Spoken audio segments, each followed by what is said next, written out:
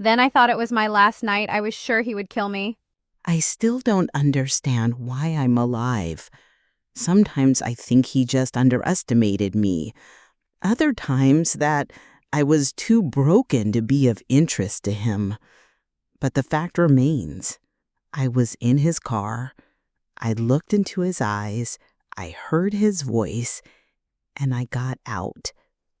I'll tell you everything, just as it happened, without embellishment.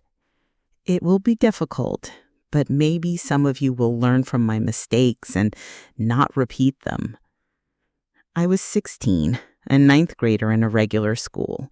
We lived in a small town, not a village, but not a metropolis either. Everyone knew everyone. We all had our go-to stores, our shortcuts, our familiar routes. It seemed like danger couldn't possibly lurk here. I lived with my mom. Dad left when I was little, and I barely remember him. Mom worked as a nurse, often got tired and came home late. I was used to being on my own. Homework, the internet, dance classes. I had a friend, Sasha. We'd been friends since childhood. She lived in the next block, and we had a rule. No matter what, we'd see each other at least once a week. That day, I was at her place. A typical evening. We sat and did homework, then ordered sushi, laughing at some dumb TikTok. I keep remembering how easy and funny it was. Neither one of us thought that in a couple of hours, my life would crumble. I left Sasha's around 9 in the evening. She offered for me to stay over, but I refused. I had a lot to do the next day. And I replayed that decision hundreds of times in my head. If only I had stayed. But I left. I walked along the familiar road, headphones in, the same song on repeat. I often did that until I knew it by heart. It was dark, but not scary. Our town always felt safe to me. I walked and thought about a test, about needing to wash my dance uniform. Then Mom was probably already asleep. Just ordinary, everyday things. And that's the scariest part, because that's exactly where the nightmare begins, from the ordinary. I was walking down a narrow street. The street lights were dim. Suddenly I noticed a figure. A man. He was standing right at the intersection. At first, I thought it was a neighbor. Many people in our town come out like that to get some air or smoke. I didn't even tense up. But the closer I got, the stranger it seemed. He wasn't moving, just standing there, looking straight at me. I pulled out one earbud. It was a reflex. And then he spoke. "Good evening." His voice was calm, even polite. I automatically replied, "Hello." And at that moment, something inside me clenched. Because usually people greet you and then just pass by. But he stayed standing and watched. I took a step to the side, intending to walk around him, but he stepped towards me and quietly said, "Come with me." I froze. I didn't even immediately grasp what he meant.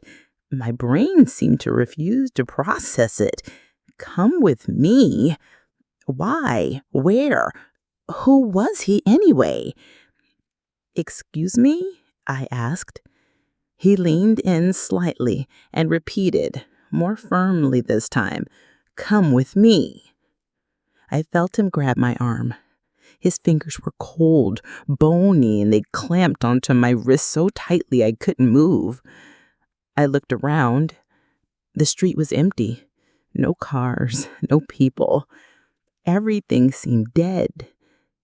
I opened my mouth to scream, but he squeezed my hand harder and hissed, "Just try it." I froze. It felt like my vocal cords were paralyzed. I wanted to break free, but he pushed me forward. "Let's go," he said calmly, as if we knew each other. I walked. Because at that moment, my brain processed only one thought. If I scream, he will kill me right here. We reached a car parked in the shadows, an old Volga. The door was slightly ajar. He pushed me inside, then got in next to me and slammed the door shut. The lock clicked. The car smelled of gasoline, tobacco, and something heavy, metallic. I tried to remember everything: the make, the color, the seeds, the sound of the engine. Only one thought in my head: if I survive, I'll tell the police. We drove. I looked out the window at the streetlights, trying to count the turns. He turned on the radio, and quiet music played. And that was the scariest part, because it looked like he was just driving an acquaintance home. I sat next to him, hands pressed to my knees, and I knew that was it. My life had split into two parts: before and after. When the car stopped, I expected to see a garage, a warehouse, a basement. My mind raced with images from crime shows: dark concrete, iron doors, chains. But we stopped in front of a small wooden house with peeling paint on the shutters. In the garden were overgrown currant bushes and an old bench.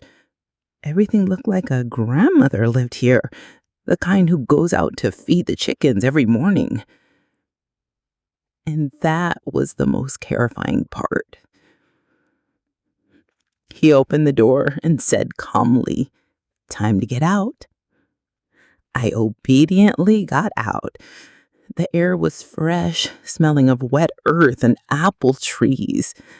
For some reason, that scent is what stuck in my memory the most, because it completely clashed with what was happening. We went into the house. The first thing I saw were jars, a huge number of jams and preserves. They were on shelves along the walls, filling the interior hallway and part of the kitchen. I walked past those jars and I felt my heart pounding in my throat. There was a rug on the wall, an old red one with patterns, just like my grandmother's. On the windowsill, a knitted doily with a porcelain kitten sitting on it. This normalcy was killing me.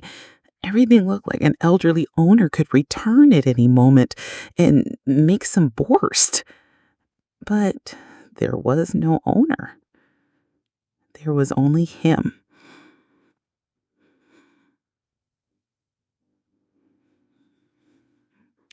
He led me to a room at the back of the house.